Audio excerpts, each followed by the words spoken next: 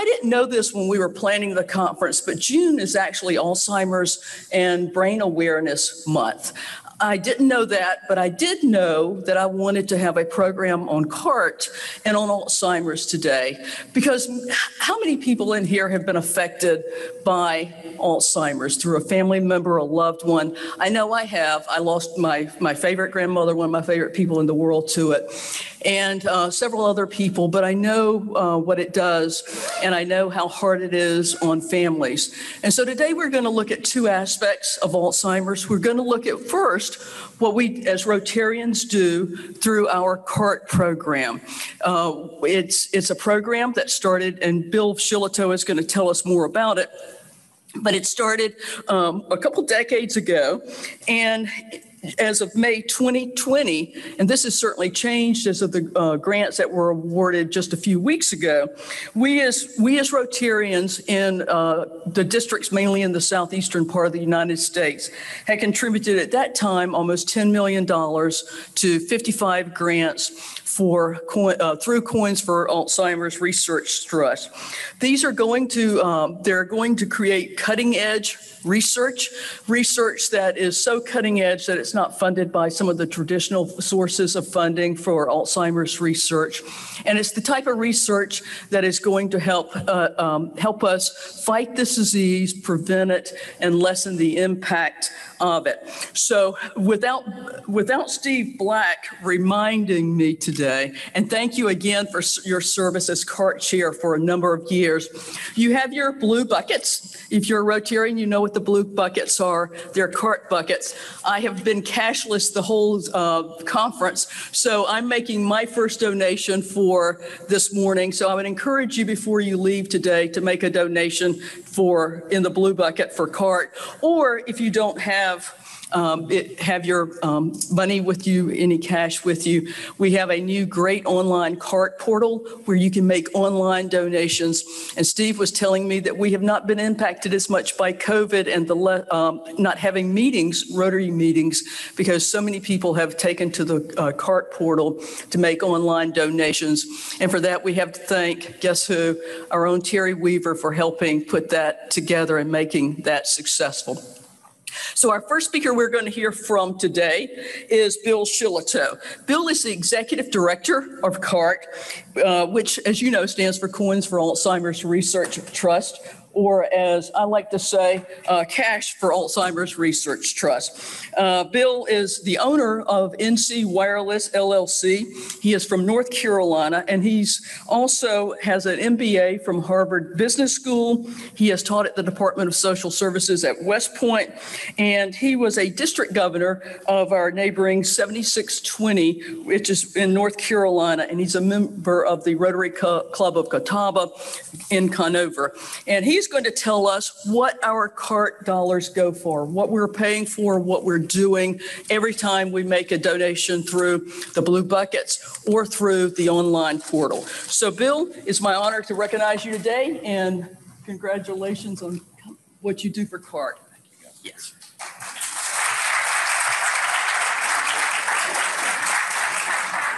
Good morning. So good to be with you. Governor Beth, Governor-elect Frank, thank you for this opportunity to be with us. And Steve, thank you for your wonderful service to CART. I don't start CART presentations very often without mentioning Roger Ackerman, who hated this when we gave him his credit and called him the founder of CART. He would rebuke that, very humble person, role model for me, a great mentor to me, and I miss him almost every day. I think about Roger and what he means to me personally, but for CART and in general, and for the organizations, the Rotary organizations that he's touched. So recently, my wife and I had a chance to attend another church, to visit another church. There's a new pastor there, and we'd heard great things about him. So we went and we slid into a seat. There was a young couple there, and we sat down beside them. Just before the pastor mounted the podium, came up to the big lectern there, made a big show of taking a big watch off and placing it down in front of him. And so I leaned over to the couple next to me and I said, "What does that mean?" And they said, "Nothing." But Governor Beth, I promise I'll stay as close to the script as I can and keep us on track. So what do we ask our three-member panel? You recall that we're all lay people, except for Dr. Gary Goforth, who you know very well. We're lay people, and we wouldn't understand a letter of intent or what the researchers would like to do with the funds that we're prepared to give them. So we asked them to sort through and review 30 to 80 letters of intent. And then we ask them to narrow those 10 letters or those 80 letters of intent down to 10 to 15, and then collaborate with each other to recommend the top award. And recall the top award has always been our promise the last, since 2003, we've promised to do $250,000 awards. So when they write their grant request, they write it for $250,000. Keep that number in mind. Then we ask them to collaborate and tell us the top award. And then because we've had additional funds, as Governor Beth told you earlier today, that we achieved a significant amount of money this year, again, for third year in a row. So we were able to fund additional 5 research grants. And I'm going to count those down for you today. We're going to go through those 6 that were awarded today. So that's what we ask of them to do. And so as a layperson, I've tried to characterize how this funds look, or what are the researchers helping us look for in the guidance that we've given them. And the guidance we've given them is we want a prevention or a cure for this. We want to end this disease. The day that we do, Roger said we'll close our doors. We will no longer be needed once we find the prevention or cure for Alzheimer's, which we're struggling to do. So I've tried to take those researchers, the 61 now. Governor Beth mentioned 55 plus the ones we awarded in this May. We're 6 additional, so we're at 61 grant total. What you've done as a Rotary organization is fund 61 unique and significant grants in this area. So elimination of plaques. Early on, plaques, amyloid beta plaques, you've all heard about them. You know that they build up in the brain. For a long time, they were considered the source of the disease. But now there are many researchers who believe that the plaque buildup is a natural body brain reaction to help slow the disease down. So there's discord in the research community that is not all on the amyloid beta plaque.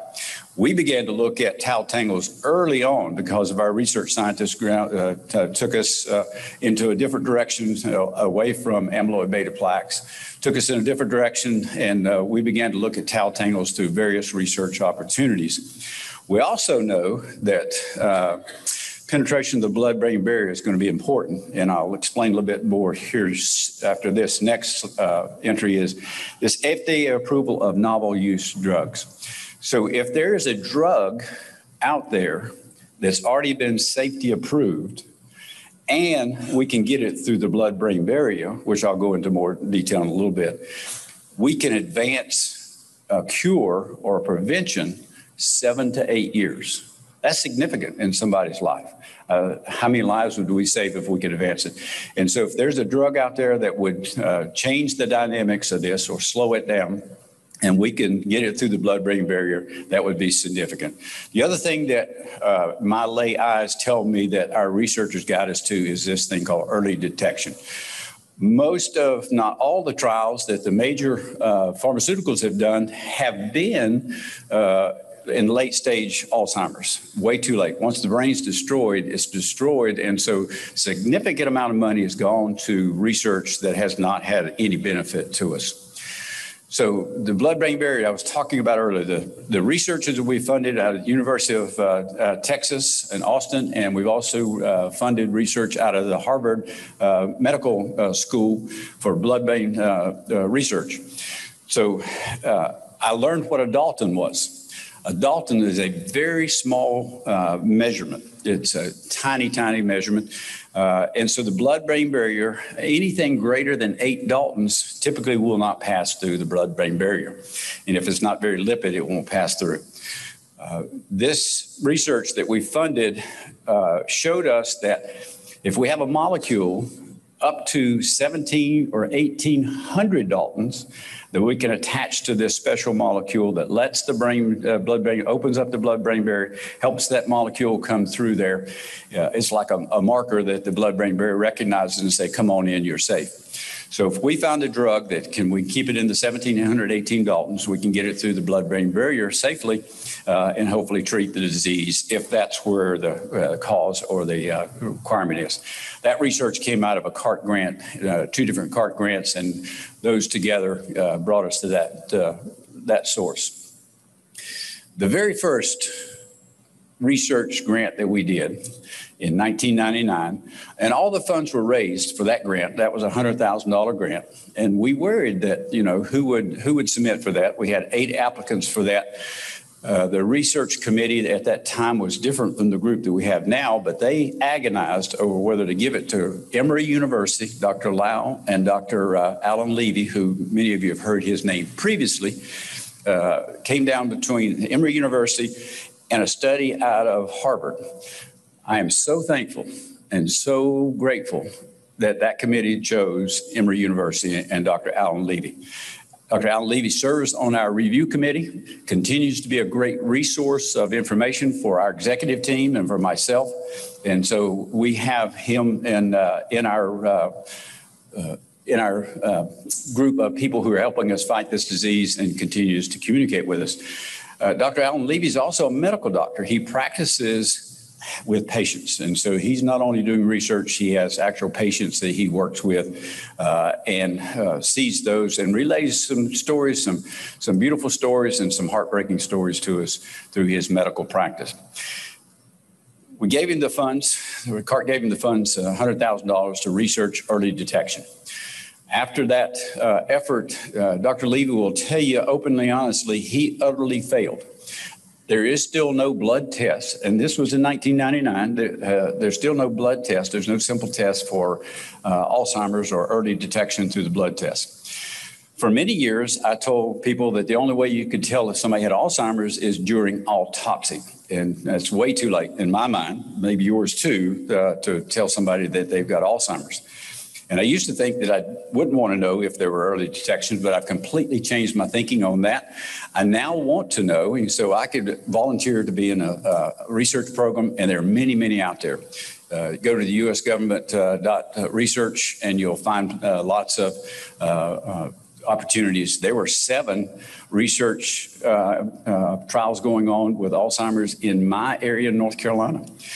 He utterly failed in this early detection through a blood test, but he found a gene. He found a gene that mutates, that's the LR11, that has become very widely known in the medical institutions that is a precursor for Alzheimer's. And so if we can isolate that gene, understands what causes that gene to mutate, it would go a long way in helping us. So great deal of information. There are no failures in research, in my mind. There are no failures. As long as we do our diligence and we give it to organizations who are working on this in a very methodical way, we gain with every penny that we spend on research. Out of our research, we found this PIB. With this dye, we can put in the intravenously. It'll combine with the amyloid beta plaques, and we can measure the amount of amyloid beta plaques, which is a really good marker for Alzheimer's. It's not a complete marker, but Dr. Harry Levine helped us with that research, and it marks those genes for us, and he was able to do it live. So now we've got a test, albeit a very expensive test. So I asked one of our researchers the other day, what does it cost to do a PIB on a person if they wanted a diagnosis through that method? He said anywhere from $15,000 to $17,000 it costs to do it. So it's way too much. We still need a blood test. We're fortunate now that we can detect amyloid beta plaques with a spinal tap. So we don't have to wait till autopsy to diagnose someone with Alzheimer's. We can do it through a spinal tap now. This researcher, we funded her, Maya Corona Amati. She came from Israel, recruited to Cedars-Sinai in California, specifically for her knowledge and her capability on neuroscience and particularly Alzheimer's disease. We gave her funds to research the amyloid beta plaques dispersal. While in her research, she discovered that you could see the amyloid beta plaques build up in the eye. And with a scan of the eye, you could see the amount of amyloid beta plaques meeting a certain level, and you could diagnose Alzheimer's that way. So not fully accepted in the medical world yet, but it's a unique finding that came out of one of our researchers. One of the things that we think that CART brings, or we know CART brings, is the ability for young researchers to bring their ideas forward, get some funds, get the recognition. I tell my executive, I remind them every day that we give these researchers funds, we grant them those funds that are awarded to them to do the research, but the recognition that comes with having 3 renowned scientists choose you out of 30 to 80 letters of intent with all the things that are competing out there, and we identify your research and you as an individual that's worthy of this, the recognition just propels them and puts wind in their sail, keeps them involved, and invites other researchers who are coming out of these medical schools who are making decisions on what they're going to do with the rest of their life. They look at this and see it as a huge challenge. I feel a buzz. I don't know about you, but 8 to 10 years ago, it was down. The mood in the industry was down. I mean, this research, there was no hope. There was no real fire. Over the last 3 to 4 years, and in particular the last couple of years, when we talk to these researchers, there's a real buzz. There's a feeling in the industry we're going to find a solution to this problem sooner rather than later. But what it also brings, these grants are potential funding beyond that. So if they have a novel idea and there's not much research behind it, the NIH and these major pharmaceuticals won't fund it. But take Dr. Alan Levy, who got our first $100,000 grant. He parlayed that into a $7.2 million NIH grant. And then shortly after that, he got a private foundation grant of $25 million. Emory Institution continues to just generate great research funds, and their work is renowned around the world. They are members of international groups who study this thing. Dr. Carl Lander, with a $250,000 grant at the time, parlayed that into a $1 million NIH grant, and then followed up with a $200 million grant from the GlaxoSmith client. And Dr. Harry Levine received a $250,000 grant in 2009, parlayed it into a $22 million NIH grant. That's what CART does. We consider ourselves the venture capital, and we prove research that would not otherwise have gotten funded. Dr. Frank Sharp out of the UC Davis told me he tried 5 years to get funds for his unique research about bacteria, and finally CART funded his research. So I want to give you a quick update on CART today. We are now in 23 Rotary districts, and I'm working to grow those districts, mainly in zones 33 and 34, which most of us know well. We'll be in Naples, Florida, and then late September, with our Zone Institute. It's my best recruiting opportunity. I'll be there, and we'll be looking for additional districts that have not joined us out of 33 and 34. And I'm able to reach districts that I couldn't before because of growing expertise in this Zoom thing. So 23 Rotary districts or CART-given districts, 61 grants, $10.2 million. And the CART fund, recall that 100% of everything that goes in the little blue bucket, everything that goes through the portal must go to research. Our recipients this year, Dr. Kasich, so she's a PhD from Salk Institute. She received not a $250,000 award because our research scientists, our review panels came back to us and said, this is some of the best research that we've run across in a long time. Let's award the top award at $300,000, and we'll add 1 or 2 aims to this research, and we'll get a much better function out of this. The board, since Roger passed away, has elected to name that top research grant the Roger and Deanie Ackerman Award, Memorial Award. So Dr. Susan Cage from the Salk Institute got that award this year. Her research, if you go back to my thinking on how I categorize these, she's looking for a cause. She's looking for the cause of Alzheimer's. And it almost blows your mind to think that of the top 10 killers in diseases in North America and the world, in North America in particular, Alzheimer's is the only one we don't know what causes it. All the other killers, we know what causes it, and we have ways of slowing it down and preventing it and treating it effectively. But Alzheimer's, we have no effective treatment, even with this latest announcement from Biogen, which I can cover in more detail if you want me to. So Dr. Kasich, her research is all about the microglia and the TRM cells.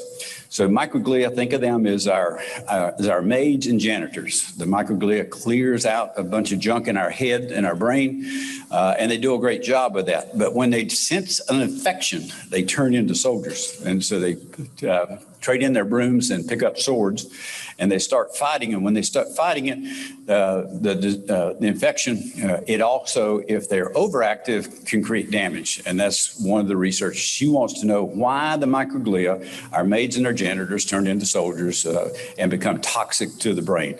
So that's her research, and we're off to a good start with Susan. Dr. Jose Alessandre out of Florida, Jackson was, so keep count with me, that's $300,000. This is $200,000. The test is for hypothesis that tau impairs the ribosomes. And the ribosomes are nothing more than helping building blocks of protein assort themselves correctly so that our brain can function with them and use them appropriately. That's all the ribosomes do. They're building blocks for us. So he wants to determine why why tau impairs that function and then doesn't allow them to do the job that they're supposed to. He has a unique way of measuring it, and that's why our three-group research scientists elected to fund him. Dr. Nicholas Bartholomew out of the Washington University Medicine in St. Louis. And that name keeps coming up. That Washington University, there's some great research coming out of that organization. This is the 4th or 5th grant that we've gone to that organization, not to the same doctor, but different researcher out of that. They're attracting some great young researchers, and they're making waves in the industry. I believe the University of Washington out of St. Louis is one of the reasons there's great buzz, because there's some great research coming out of that. So here's one of those tests where we want early detection. It's a blood test for early stage Alzheimer's disease in an asymptomatic population. So what Dr. Bartholomew has done is he's tied in not only looking for amyloid beta plaques in the blood, but he's tied it also looking for a p-tau 217. And the elevations of the amyloid beta plaque in the blood system levels out to a point where it's hard to detect any changes in it. But he says that he has a way of measuring this p-tau 217 in combination with the amyloid beta plaques in the blood that he can declare that as a significant blood test. And we wish him luck in that effort. Here's a $100,000 award to Dr. Maya Wong out of the State University of New York and Syracuse, first research grant that we've given there. And we did $100,000 there. So her research is investigate alternative gene splicing that may contribute to Alzheimer's to pathology and cognitive effects. Her research leads some areas that we wanted to go further into. That's why she didn't get the full $250,000 that she applied for. And I will tell you that the researchers who apply for $250,000 grant and we come back and say, I'm sorry, the funds are not there to give you the full award, would you rewrite your statement of work and accept $100,000? Never had anybody turn us down. They've all accepted it. So, but we get great research out of that. And to tell you, I think we get really bargain research out of that. Dr. Gilbert Gallardo is a $100,000 recipient as well.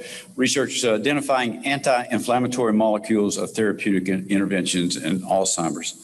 So his research is about why the astrocytes turn toxic. Why do our astrocytes, and astrocytes are nothing more than little worker bees that run around in our brains and take proteins to different sites to make sure that there's properly distributed in the head.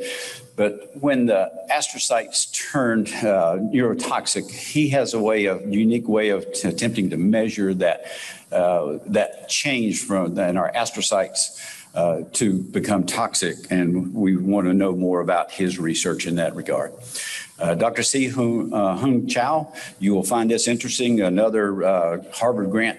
Harvard applied for about 15 years before they ever got a research grant. And so that you think about the amazing talent that you have at an institution like Harvard, and they did not come to the top of the cream of the crop until about 15 years in this $100,000 award. You'll enjoy this one. We've done study on sleep, and now we're doing a study on the impact of exercise. So we know when you exercise, this hormone ricin elevates in your bloodstream. So we know that, and we can measure that. And so he's studying this effect of ricin, the elevation of the ricin, to reduce the tau tangles and reduce the amyloid beta plaques buildup. So we wish him well in that. So all we have to do is sleep well and exercise well, and you'll be fine. I've talked to the researchers enough to know that what we do as Rotarians is a great barrier to preventing Alzheimer's.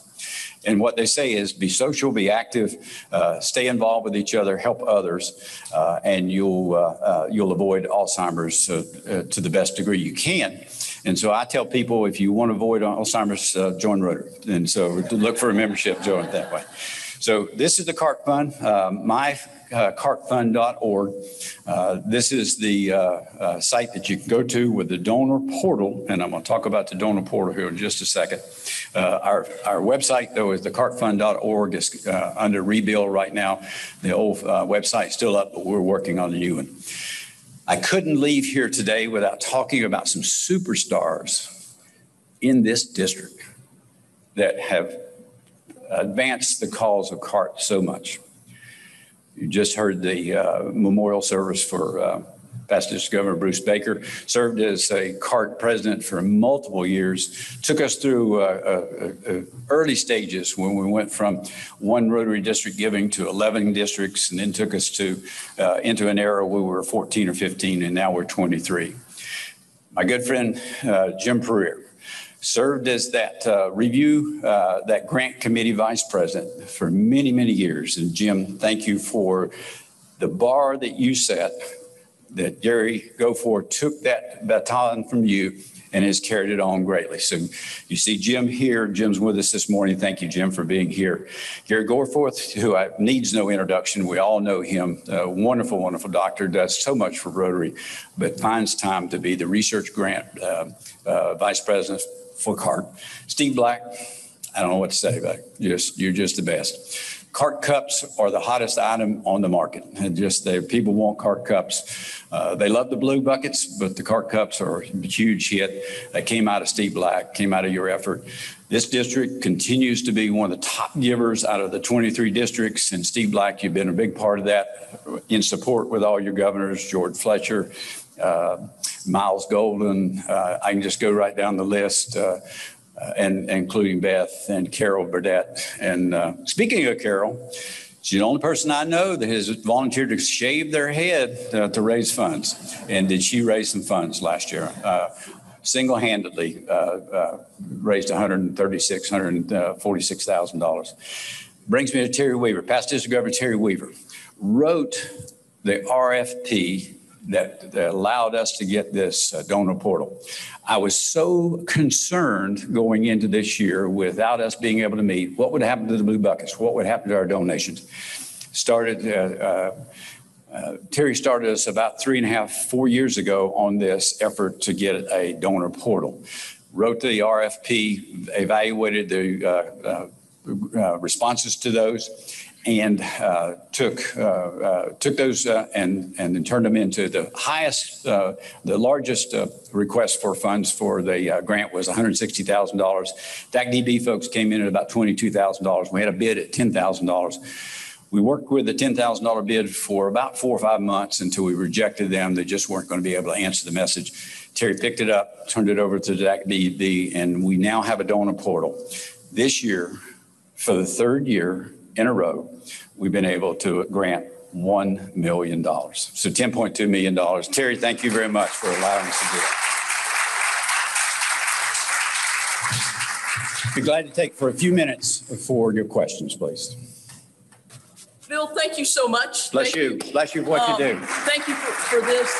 And Bill, in honor of you coming today, we are on behalf of District 7750 making a donation to CART in your name. So thank you very much. Thank you for the informative speech. Thank you. Appreciate it. Appreciate you guys.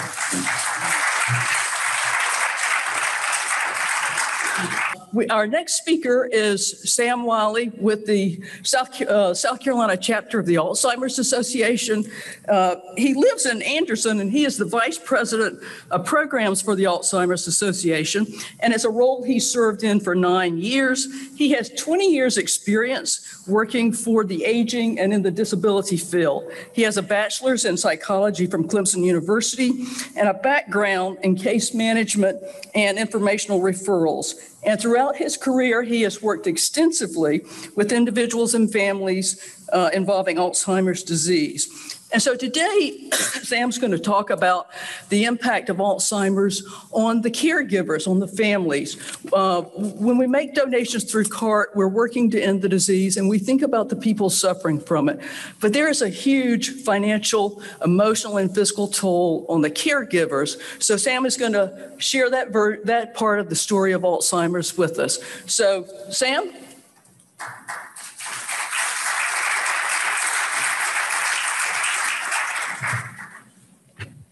Good morning. It's good to be with you. I just want to say thank you to each and every one of you for your time and commitment and efforts and contributions to make this world a little bit better place. So thank you to each of you out there. So we've heard Mr. Bill did a great job of, there is a lot of great research that is going on at this moment in the field of Alzheimer's and related dementia, and a lot of the good research is taking place that we just have witnessed. So that is great to see. There's a lot of smart people that are working to find a cure to make it better for families and individuals. And so I rest hope on that as well. And we're seeing that.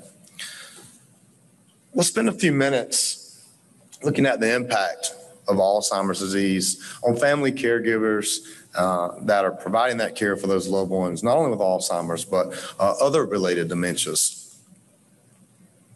So let's look at this for a few moments. Approximately 2/3 of dementia caregivers are women at this time. We see that women are our healthcare decision makers in the family.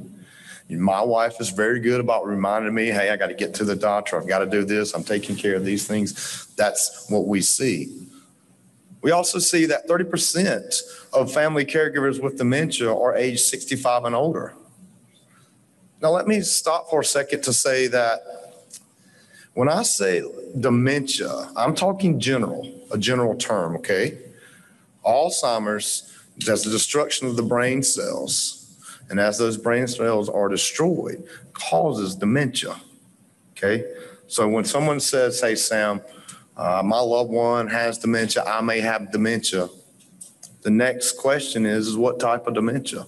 Is it Alzheimer's? Is it frontotemporal dementia? Is it Lewy bodies with dementia? Okay, is it mixed dementia? So I just wanted to kind of jump on, make sure we're on the same terms there. Over half of the caregivers are providing assistance to a parent or in-law with dementia. Over 60% of caregivers are married, living with a partner or a spouse.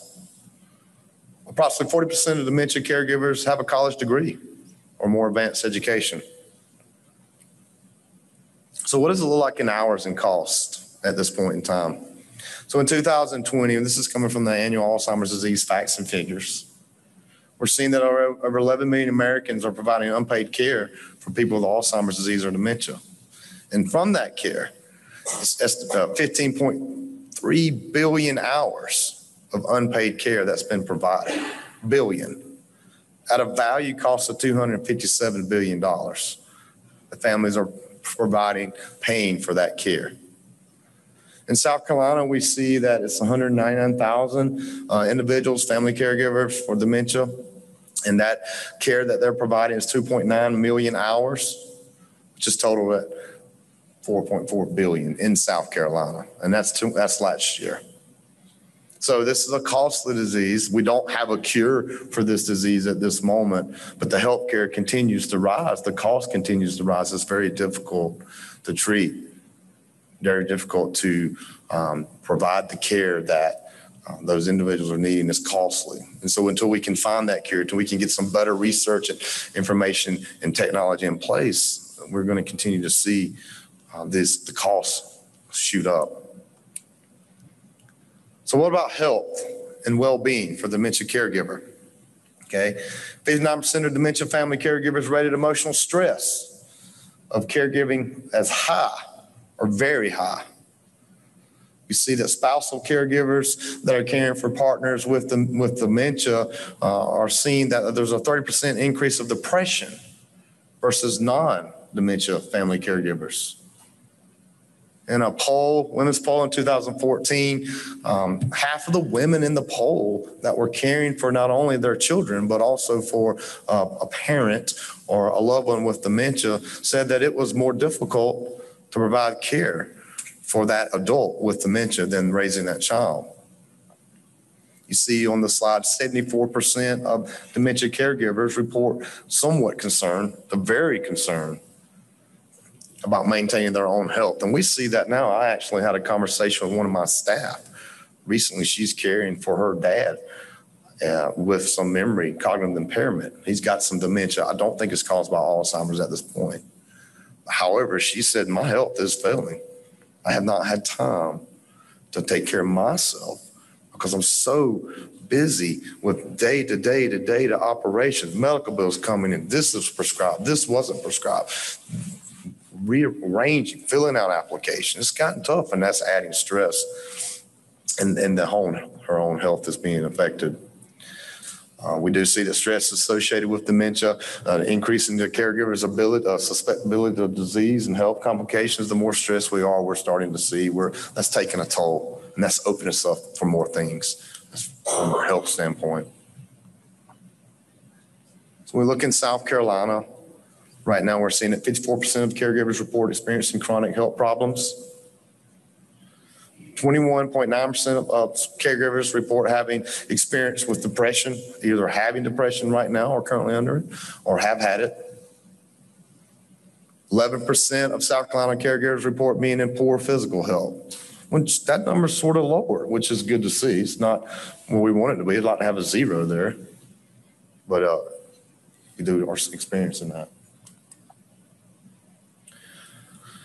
So those are a few of many numbers of what family caregivers are going through, providing care for family members, loved ones. It's difficult because you're not only having to do physical tasks for that loved one as they continue to progress through the disease, but you're having to think for that individual. You have to keep that individual of who is that person. Who are they in the height of their life? What is their personalities? What are their likes? What are their dislikes? Because you're going to need to rely on that information of who that person is as you're providing care. And that's very challenging, difficult. As I saw earlier, there's a lot of you that have been affected by Alzheimer's or related dementia. And you know what I'm speaking of.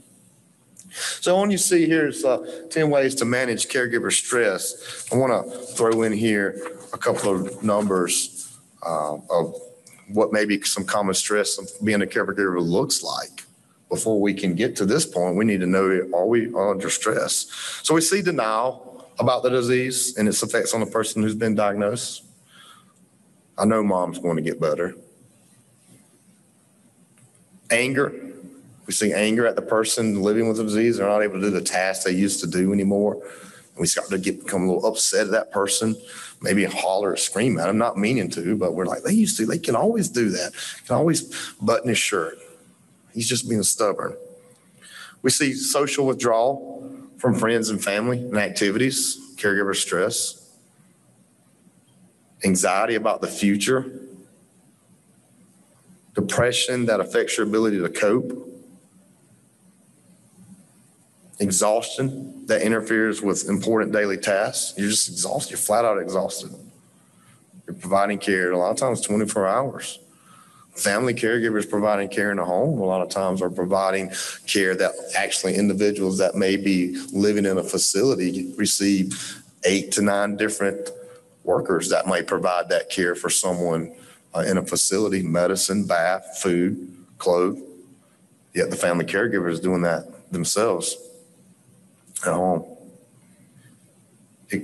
Sleeplessness caused by worrying, lack of sleep, irritability that leads to the moodiness and triggers negative responses, lack of concentration that disrupts familiar tasks,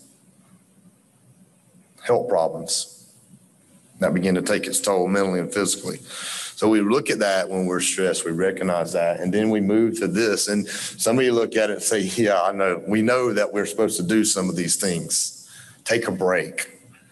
It's easier said than done, and I understand that. I get that. But we do see that if you're able to take a break and respite care, just to get a day or minutes that you're able to kind of recharge, so critical and so important. The association, other agencies out there are able to work with families to kind of help identify and move forward to see what services are available. Seek out community resources. What's the plan? What's the short-term plan? What's the long-term plan? We need resources for both of those, what we need to be aware of, what's available, okay? And that's what we start. We sit down with families and say, all right, what's our plan? What do you as a family caregiver want to see happen? And that's where we start, and we build from that. Doesn't mean we always get to that point, but we really try to make sure that we can identify all the resources so that we can help that family member, that family be able to get to the outcome that they'd like to see. Become an educated caregiver. There's going to be new skill sets in caregiving that's going to have to be developed and learned as that person with the disease continues to progress. Okay, early stage, middle stage, late stage. And each stage brings on newer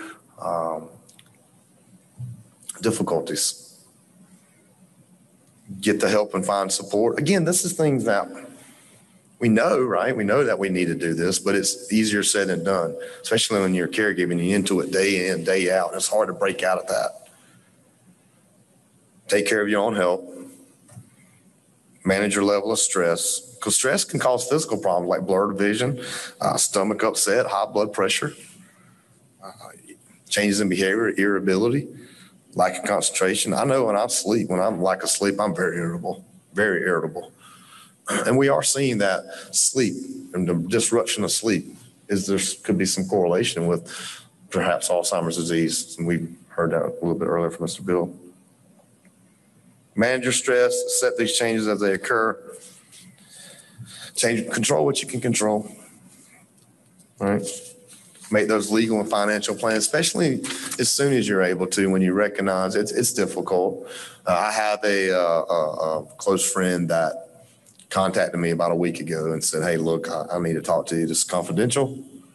My mom has just been diagnosed with early Alzheimer's. He said, what do we do? Where do we go? Where do we start? And so I told him, I said, first and foremost, she's in earlier stages. When you and your family are going to have to come together, you're going to have a heart to heart. Got to do it. At some point in time, if you're a family caregiver, caring for someone, there's going to have to be a heart to heart moment at some point in time. With my friends and mother, they're going to be able to have that a little earlier. So she, as in early stages, can still make some decisions on her care, have a say in her decisions of what she would like.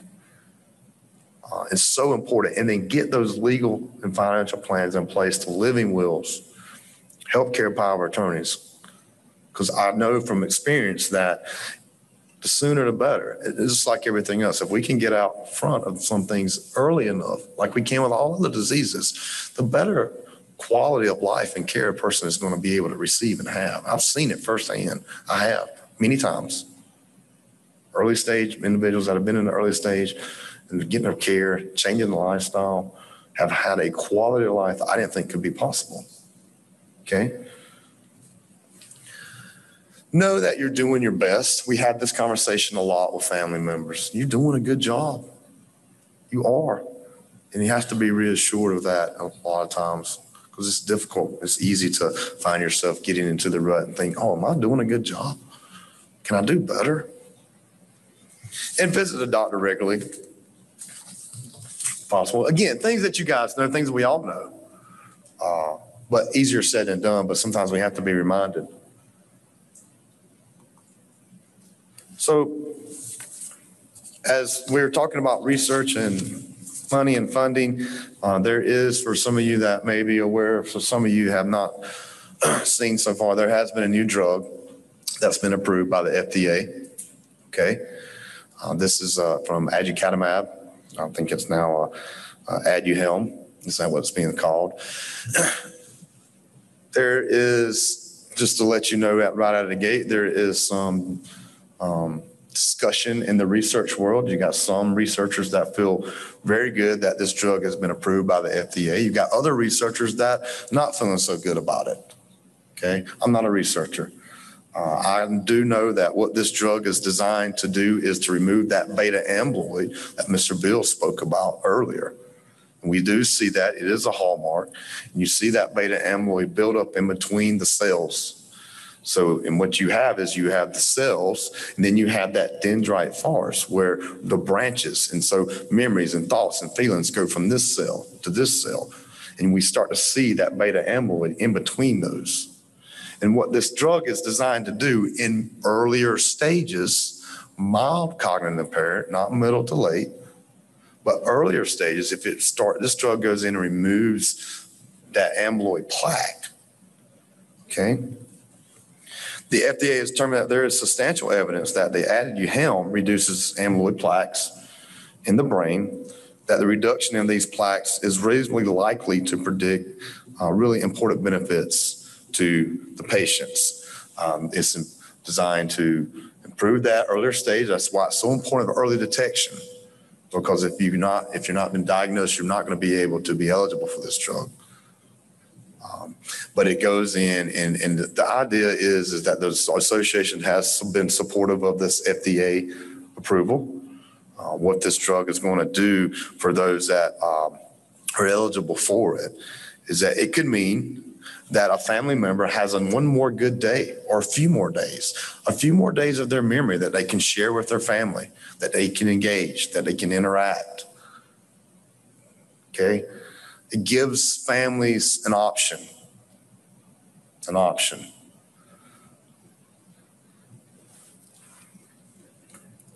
It doesn't mean that it's going to be suitable for everyone. It may not work for everybody. Okay? But what we do expect to see is we expect to see that this drug be put into play. It's going to be expensive for some. It's going to be through infusion. But there has been enough evidence for the FDA to prove that, hey, this drug could be eligible. And it would be something that may be able to help improve a person's life. And so there's more coming out. There's a lot of going on back and forth right now and discussion. So there's more information going on about this. You can visit to learn more about this drug. I have it on the website here. If you want to go to alz.org, it'll be somewhere on that front page. You can read more about what's going on and how it's being moved. And you'll hear more in the news coming up about this drug coming forward. But we do look at this as a positive moving step forward, but there's a lot of other things and barriers that are going to be in play when this drug comes in that has to be worked out. So there's resources out there. One of the best things I can give anyone and that you can give anyone is the 800 number. It's 24 hours a day, 7 days a week. Someone in the middle of the night, there's calls we get all hours of the night, okay, where someone a family member is upset, they're aggressive, and the caregiver doesn't know what to do, and they call us and say, I don't know what to do. I've had a lady call me one time and said, my husband has Alzheimer's, he's very threatening, he has a knife in his hand, I'm in the back closet, lock the door, what do I do? So we have these kind of calls that are very extreme, but we also have the calls where it's support and just vetting it out with that family caregiver, bouncing ideas off of each other, bringing those behavioral problems and concerns and not knowing where to turn. You can come to the association. We can talk about that with you as a family, as well as resources. Okay. Where's the area agency on aging? What do they have to provide? What is community long-term care? What does the aid and attendance to the VA look like? What does the respite care look like short-term? There is a respite programs in South Carolina that can pay for someone to come in or to have a break so that caregiver can get out, maybe go to the doctor. Maybe I know some caregivers have had used the grant that they can come in, bring somebody in to provide care, and they go in another room and go to sleep. So that breaking care. So there's resources out there. Support groups, educational programs, early stage engagements. You're starting to see more of that. We have some here in Greenville, believe it or not, early stage engagements. Individuals with the disease are coming together and having fun. And I've had someone, it was in Myrtle Beach one time, and she said, Sam, she had Alzheimer's. She's in early stage. She said, you know what? I like to forget that I have Alzheimer's sometimes and just have fun. Absolutely. And why shouldn't you? So we have any kind of programs that we do online now. We've learned through COVID that we can do a lot of virtual programming, but we also are getting back out into communities, as you will see, and we can do community education. We're recruiting volunteers, not only statewide, but nationwide, to help us get into the communities, to get this disease process and information in there, as well as many other things. We do provide safety services, as I mentioned. So if we have maybe a couple minutes for questions, perhaps.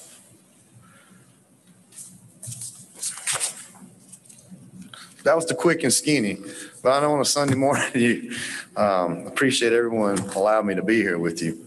If there are any questions. Is that number for anywhere in the U.S. or is that just South Carolina? 800. It is all over the United States. Yes, ma'am. That is our contact center. We have social workers and licensed counselors waiting by the phone. And then what works is when someone calls that number, they speak with them, and then they refer that family member or that individual to the chapters. And chapters do their own follow-ups about local services and more support and care. Yes, ma'am. Good question. Thank you. About the AAA, their area agencies on aging. Would you tell us about the respite care program that Alzheimer's has and also the VA? Yes, ma'am. Thank you. So there is a respite program. And one of the things I mentioned, when we talk to families, the first things we talk about short-term plans. What's the short-term plans and goals? And there are respite programs. The Alzheimer's Association has a respite program that provides anywhere between $500 to perhaps $1,500 to a family caregiver for that respite care. It can be used in the home for care in the home. It can be used for adult daycare services. It can be used to go out of town. I know there's family members that needed to go to a wedding or a funeral. And so what they ended up doing was they were able to apply for this respite care and have someone either come into the home or have that loved one stay in a facility for just a couple of days while they got out. So it is a program. You can contact the Alzheimer's Association at the 800 number if you're interested in learning more about that respite program. The Area Agency on Aging, which is Appalachia Council of Governments here in the upstate in Greenville. We got Catawba in the Rock Hill area. And as it goes throughout Central Midlands, there's 10 of them from the State Unit on Aging. Out of Columbia. And so they also have a family caregiver support program and some other state respite funds that was put into play by Lieutenant Governor McConnell back a few years ago. And so what that is again, the Area Agencies on Aging is administering the Alzheimer's Association respite funds as well as the Family Caregiver Support Program funds. So what families can do is they can contact the association or the Area Agency on Aging. And then what they'll do is they'll sit down with the family and say, okay, if you have an Alzheimer's family member, we'll start with some Alzheimer's funds and disperse that and get them started on the way. So that it is hard to get started with respite, okay? Bringing possibly a stranger into the home is difficult. The association has some tips that you could do to perhaps start that journey on getting someone into the home. Because I know family members, once they started that respite care, they can't do without it because they've seen the benefits of it. But they had to get through that first part. Any other questions? Okay. Sam, thank you very much. Thank you for a very informative talk.